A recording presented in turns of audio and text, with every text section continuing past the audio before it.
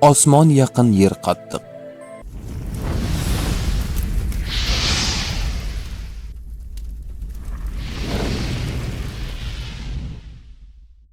Bola edim. Keksammam bo'lardi. Turib g'alati gaplar aytardi. Bir kuni shunday deb qoldi. Osmonda mehr ko'p, yer ustida orzu ko'p, yer tagida armon ko'p. Bu nima deganingiz desam, katta bo'lganingda tushunasan deb qo'ya qoldi.